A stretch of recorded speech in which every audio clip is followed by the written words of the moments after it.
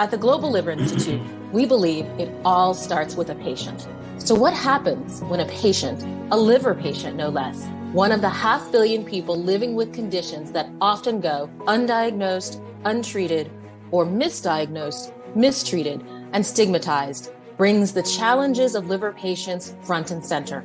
And what happens when a patient then leads a discussion with world experts in policy, research, clinical care, and wellness on ways to overcome these challenges?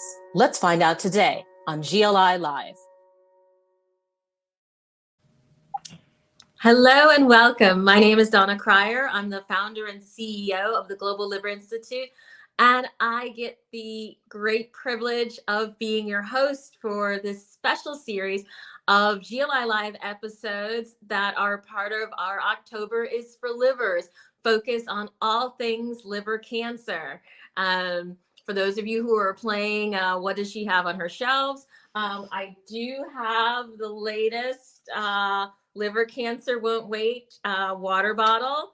And so you too can have it. Go to the globalliver.org website and support liver cancer in that way. But today we have a very special guest and a very special topic. Get ready to learn new things today, which is what fall is all about, right? You know, for those of us who don't get to go back to school, we have to come on GLI Live to get our education on. So with me today is an esteemed expert, Dr. Ahmed Kaseb. He is an MD, a CMQ, and we will learn what that means later. Professor and program director of hepatocellular carcinoma, liver cancer, in the Department of Gastrointestinal Medicine at the University of Texas, MD Anderson, which everyone knows, of course, as one of the premier cancer institutions in the entire world. Dr. Kaseb, thank you. Welcome. Thank you for having me, Donna. I've been looking forward to it. Excellent. So you have a very rare privilege of having been granted a special program of research excellence, a SPORE, as they're called, because we love jargons here in Washington. One of only 2 in the country.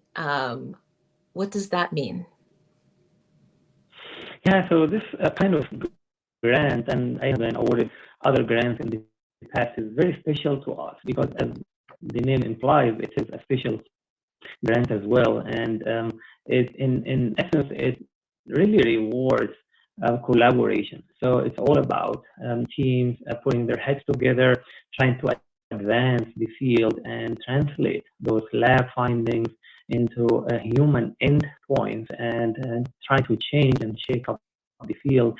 So it's very competitive for this reason, that you have to demonstrate a track record of collaboration. You have to demonstrate a track record of working together, multiple disciplines, and how you can work together for additional 5 years to change the field and advance it and improve patients' outcome in 2 major areas: incidence and mortality. So it all revolves around issues of prevention, early detection, diagnosis, and treatment.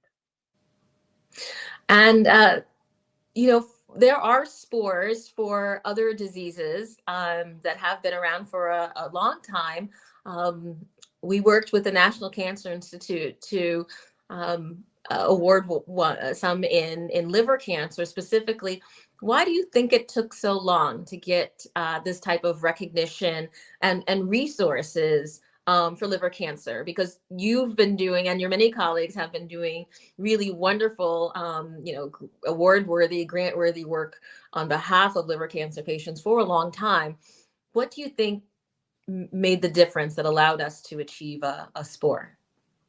Yeah, that's a great question. And yes, the SPORE program goes back to the 90s, more than 30 years.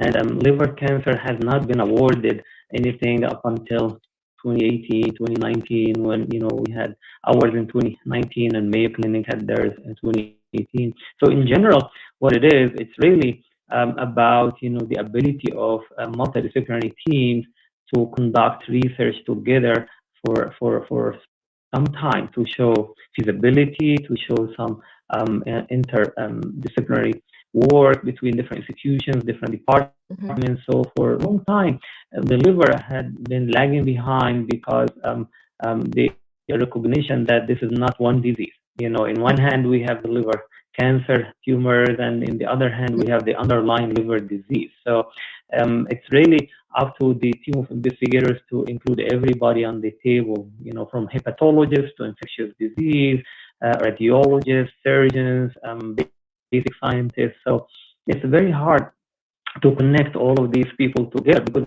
it's not unlike any other tumor which is focused only on oncology. So here Mm-hmm. we also focus on underlying liver disease, different risk factors. Another major issue is the also healthcare disparity, which is very obvious in liver cancer because in a big part of our patient population are among minority groups. So that's also another reason. So the fact that these two were awarded tells you that they really were able to address all of these factors.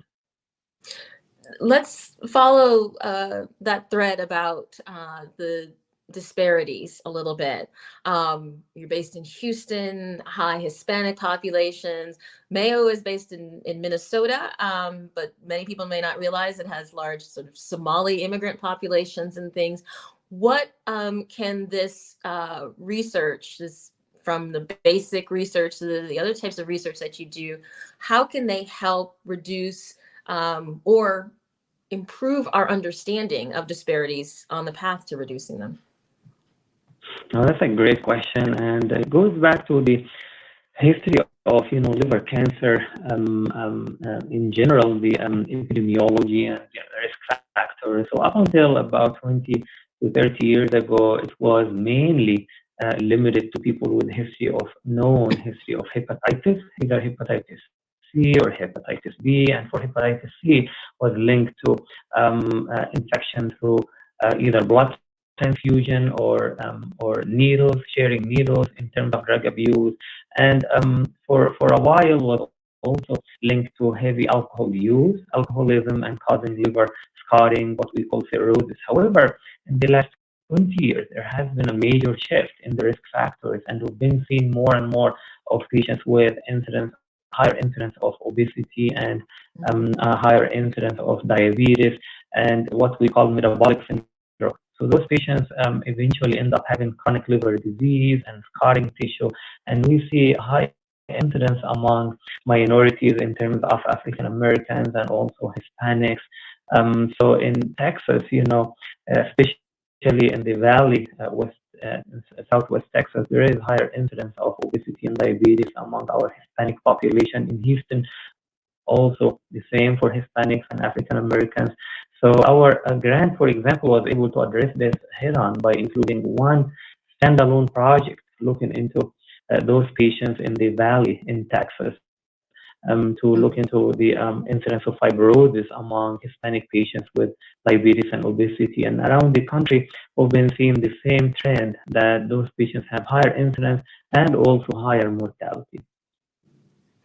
Wow.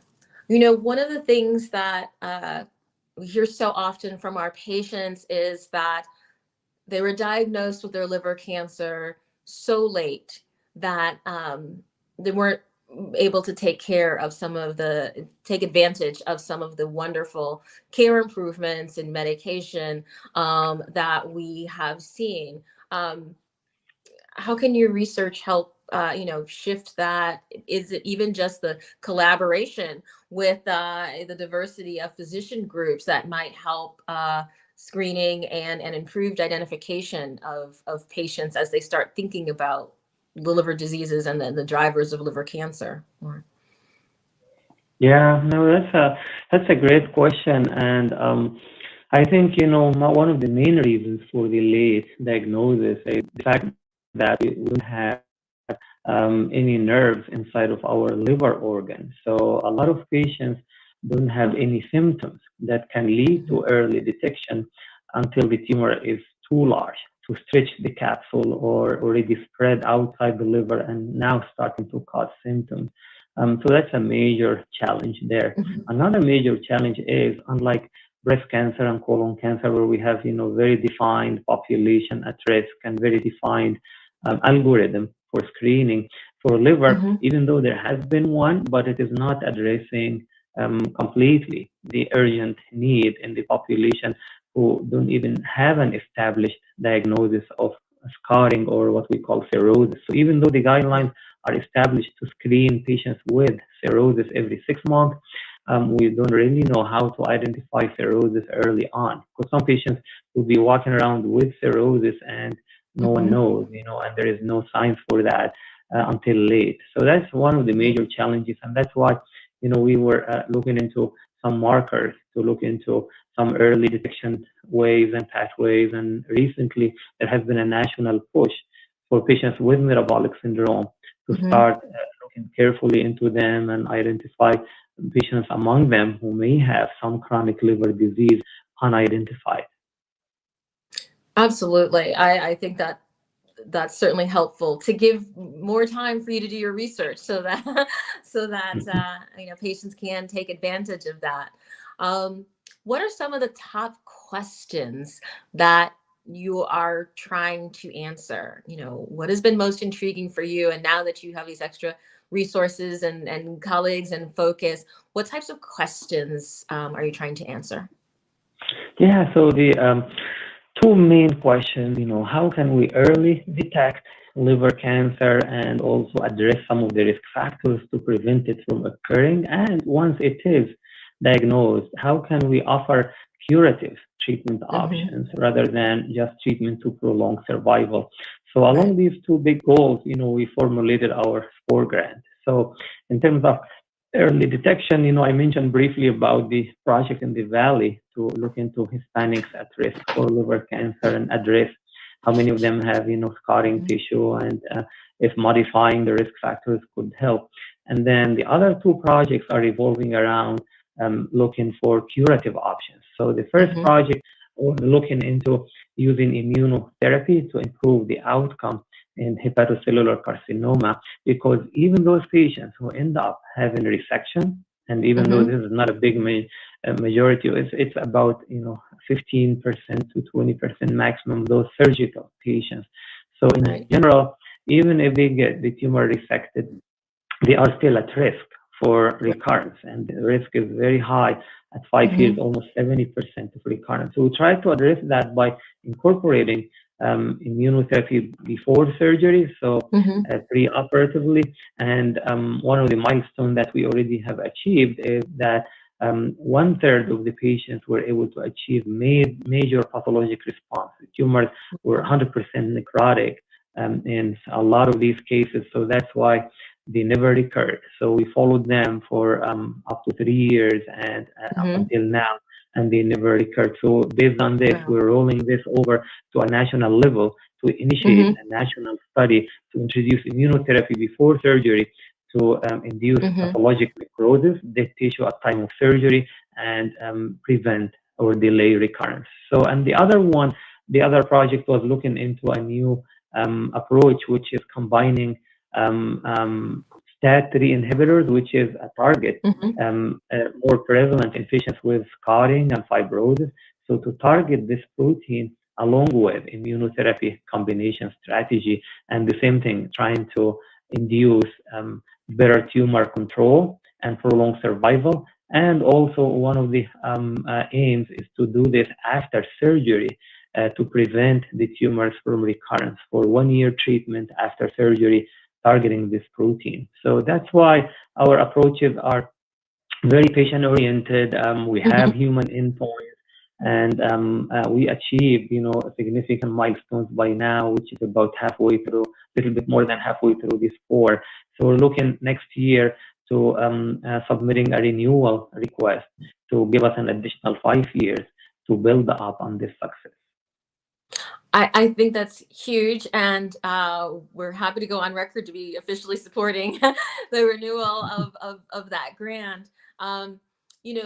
So many patients, even after they might have had, a resection or surgery, or they are worried about recurrence. it can be haunting for some people. So the fact that you have focused on that particular question is both, clinically relevant and patient centric.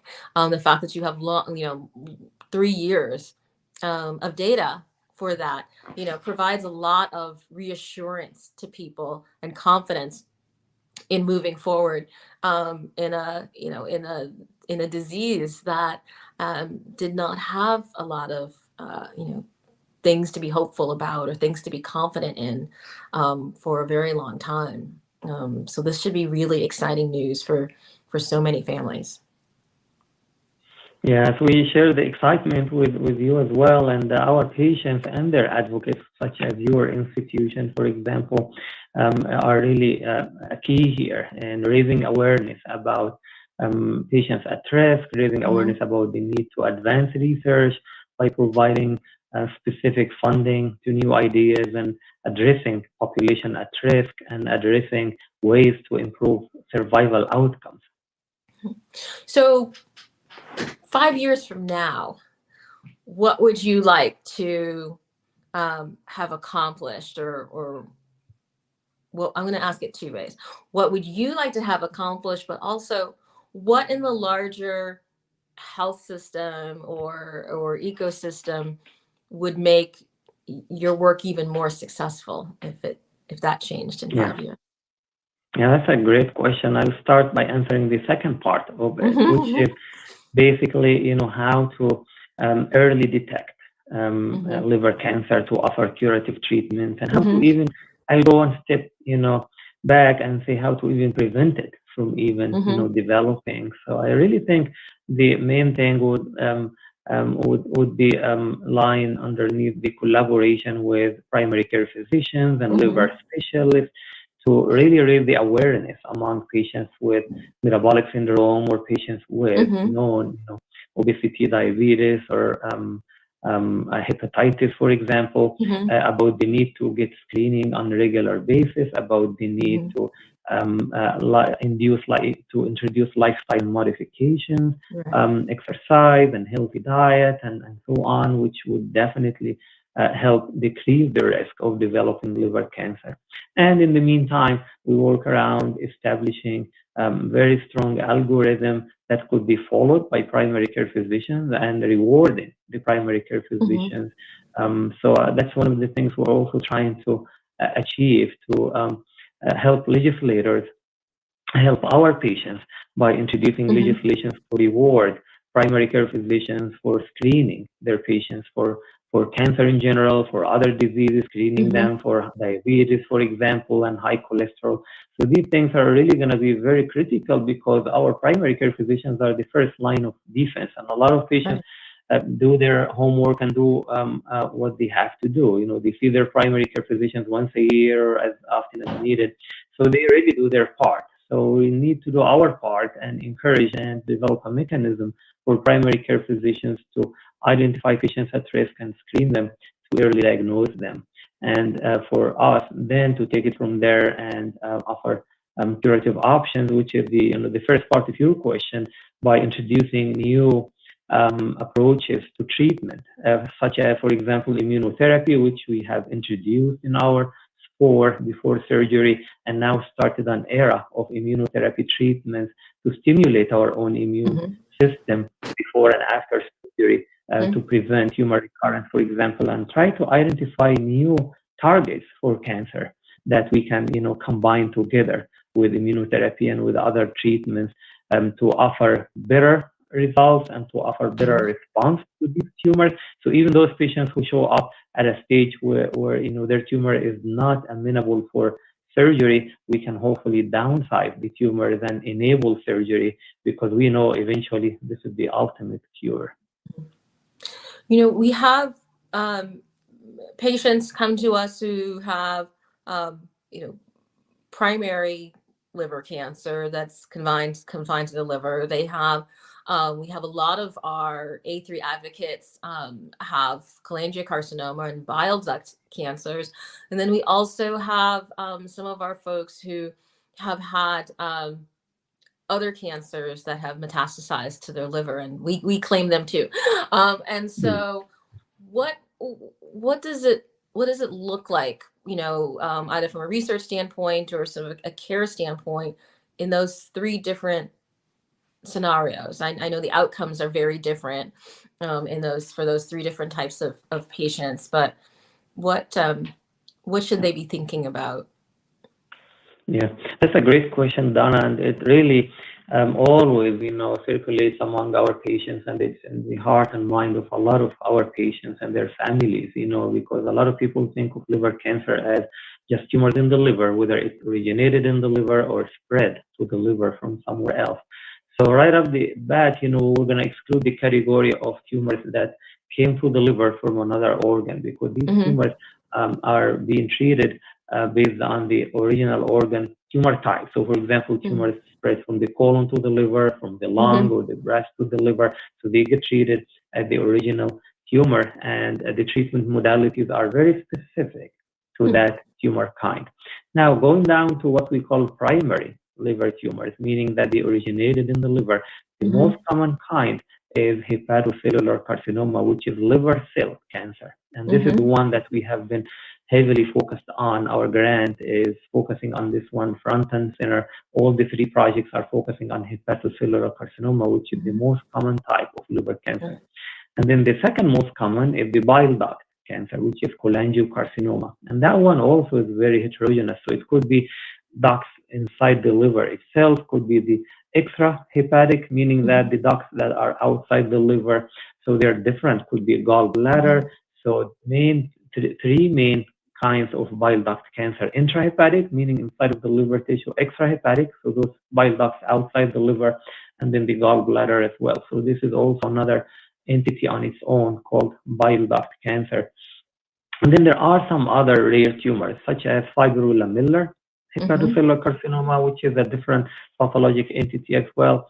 So in general, we look at it, by this, standpoint, what is it, primary versus metastatic? If it is metastatic from outside the organ, then it gets treated differently based on the specific type. And if it is primary, then it's either hepatocellular liver cell, which is different, even the way it looks on the scan, treatment response, treatment modalities, because hepatocellular carcinoma is very rich in blood vessels, and it is very rich in immune cells. So that's why most of the treatment modalities we use are focusing on these two major features: that the tumor is vascular, meaning that it has a lot of blood supply. That's why we do catheter treatments through the groin up, like having a heart cath. We go to the liver, and then we inject the tumors directly in case of hepatocellular carcinoma if they are localized and not amenable for surgery. And we do treatments that target, those blood vessels and immunotherapy. So it's so different even from other primary liver tumors.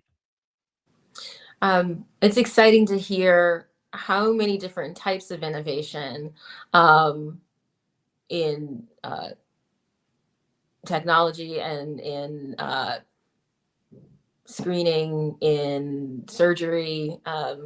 One of the things that GLI has been very involved in is in non-invasive diagnostics. Have the advent or the evolution of non-invasive diagnostics, of liquid biopsies, of multi-cancer, screening modalities, have those been helpful to you, either in your research or in your clinical practice? Yeah, so we have very specific advances in our field that are linked to advances in imaging, advances in obtaining biopsies, advancement in catheterization of the tumors. I mentioned one example through the catheter through the groin up to the liver itself. So these advances were really translated recently into better outcome in liver cancer, because now we can be very specific in targeting the tumors in the liver while avoiding toxicity and injury to the other normal tissue around the tumor itself. So we are, really happy with the recent advances and technological advances in imaging of the liver, to give us a good idea about which one is tumor, which one is still benign. Also, in terms of instrumentation of the tumors themselves, to deliver the drugs. So the delivery system is also critical for our patients with liver cancer. And also, finally, even in advances in radiation treatment with the emergence of proton therapy, for example, very specific high dose stereotactic radiation, intra-arterial radiotherapy, what we call yttrium-90, which is very specific delivery of radiation spheres through the artery, supplying the tumor to the tumor itself to focus the radiation in the tumor rather than doing radiation that could also hurt the normal tissue around it. So our advances in patients' outcomes are closely linked to advances in technology as well. That's amazing. That's amazing. I want to pick up on a point that you had made earlier about the policy side of screening, about the places in the healthcare ecosystem that would make your job easier. It's been fascinating to me, disappointing to me, where we see statewide screening, campaigns or celebrities promoting screening, but they leave out liver cancer screening. It's something that we are actively and aggressively moving to change. Liver cancer is one of the deadliest cancers, has one of the lowest survival rates, has tens of thousands of deaths every year. And so to not have it included with the other types of screening that are, promoted and advertised and funded and endorsed by policymakers and others is really just appalling. And something that I think that we need to work together to change. Couldn't agree with you more, Donna. And it's really in the heart and mind of a lot of researchers how we can close this gap. As you mentioned, even people will be start thinking about screening for liver cancer. The first thing that comes to their mind are the more common ones like colon, breast, even lung. Nowadays we have some strategies for screening skin cancer, but for liver it is lagging behind, and not for lack of any evidence or anything, but it's mainly due to lack of orienting patients and their physicians even about the need for that and what population is at risk. So it's really it has to do with a lot of education here and raising the awareness among, number one, physicians, because they are the first line of defense, and we're trying to promote that through the algorithm for screening, and also I mentioned about the legislations to encourage and reward physicians who actually take the time to look into their specific patient scenario and screen them for liver cancer. And of course, before all, is patients and their families. So as long as they are aware that if I have obesity, diabetes, if I have known risk factors for liver cancer, such as hepatitis, for example, or scarring tissue, then I need to really do screening every 6 months. These things they go hand in hand. And with foundations like you guys, it's one of the mechanisms to reach the patients and their families. So we always are very happy to engage in these activities, because we know you guys, you have your feet on the ground and you meet with patients and their families firsthand. But you talk about, and it's so helpful for you to outline the right incentives, the right levers. So whether it is to pair along with the awareness and education to setting up, reward systems or quality measures or accreditation standards, not to be cumbersome, because, we want healthcare to be efficient for our physicians as well as for patients, but what incentives can we create for following the guidelines that have been so arduously created and researched and are evidence-based, so that patients more consistently get the right care. I think it's sort of an underestimated way of talking about equity, equitable access to the highest standard of care, including screening and access to clinical trials, and all of the options that may be appropriate for a particular patient. Yes, yes, and this is a very critical area, as you mentioned, Donna, and it's one of those big gaps. And it's not only peculiar to liver cancer, but the fact that preventive and screening services are lagging behind because, as you mentioned, there is no system to reward, physicians and healthcare providers for that. So while we are always, trying to make sure that our patients have regular access to physicians and healthcare system. Sometimes it is not, as you said, not equitable because of underserved population, for example, and so on. Mhm. But even those patients who have access to healthcare system and they see the regular physicians, there is another layer of complexity there, which is the time factor here. So primary care physicians are overwhelmed. Sometimes it takes months to get to them. When you see them, they have 15, 20, 25 patients on their schedule the whole day. So that's why you see some lagging behind in terms of preventive and screening services there because there is also no system to capture, those patients. Now with the electronic records and everything, this could be Mhm. built in, to alert, physicians and even patients, about Right. age and gender appropriate.